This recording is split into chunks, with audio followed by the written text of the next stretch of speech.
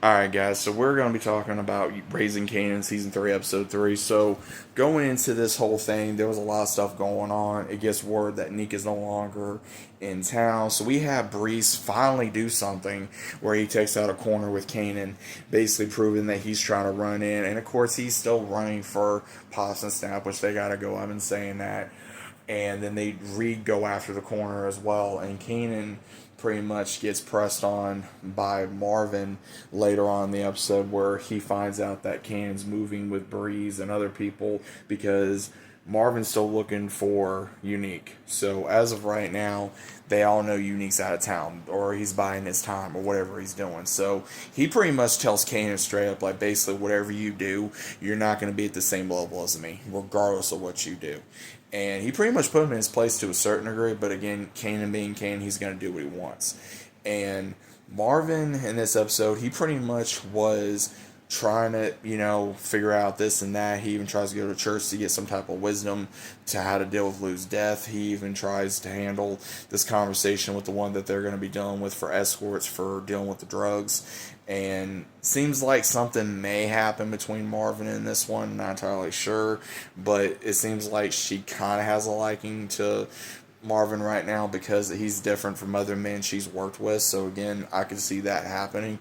At the same time, we do see where he even talks to Juke because Juke even goes to the cop that has been following her and gives him an offer pretty much to work with them rather than going against them. That way they can kind of help each other, and it looks like he's going to do that, and along with her working with her father. And her and Marvin really did have a father-daughter scene in this episode, which was really good, saying that she needs her father and she cares and loves him and she doesn't want nothing to happen to him, because I think now with the whole thing that's happened to Lou, it's really gotten her thinking of, I need to be with my family, I need to be with my dad, and accepting who she is, that she's this and this and that, and now she finally is. And now we're starting to see the jukebox that we slowly got to see in power when Kanan went to go see her as an adult, and when of course she deals with Tariq and Ghost later on down the line. Because again, we all got to remember, Ghost knew how jukebox was. He knew, because even how she told Kanan that was your boy, that kid, you taught him everything. And then at the same time, we also see where one of the escorts that's going to be working with Rock, Marvin, and her current employer, she got called by Kanan. So a lot of people are already speculating, even myself, is this Sean's future mother?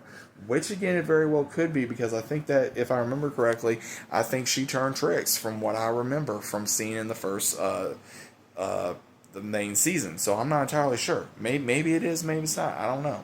But even Kanan dealt with Stefano as well. I'm not sure if, because again, him having issues with Rock going to Manhattan, working with this other Italian, and then him trying to make peace with Kanan, like, okay, are you and your mom's on the same level, or are you going to betray us, or what's going on? And I think Kanan is slowly, low-key, still trying to protect his mother, but still not wanting to have the problems of either side, so I think he's just kind of going along with it right now. But overall, that was pretty much how the episode went. I mean, the episode was pretty steady. The episode went into everything that was going on, and I think it's just going to slowly go into the whole thing of, like I've been saying, Marvin's either going to end up dead or in jail, and I think the same thing for Rock. Either she's going to die, or she is going to give her life for Kanan, or she's going to give herself up for Kanan. And I think that's what's going to happen, because I think Marvin is slowly realizing that the whole family is just destroyed, because Lou's gone, their mother's gone, Kanan is out of control, Juke is wanting to get into the life more, and him and Rock are always going to be in the life no matter what. So I think that Marvin's finally realized that regardless of what he does as a father, as a brother, as an uncle, as a friend, or whatever, he's always going to be in this life. He's always going to be losing people, and he just doesn't know how to handle it. So overall, I think I got to give credit to where credit's due, not only to the one that plays Marvin, but the one that plays Juke. That scene was absolutely amazing. And then the scene that Marvin gave with Kanan, that was just beyond great acting from his part, being able to tell him, like, you can't see me, like, you can't climb as high as me, and again, Kanan going to be a legend in the future. He will, because again, he's going to be not only mentoring technically two legends between James St. Patrick and also Tommy Egan, but then also Tariq St. Patrick. So, because you got to think, James St. Patrick learned from Breeze and he learned from Kanan. Kanan taught James as well as also Tommy.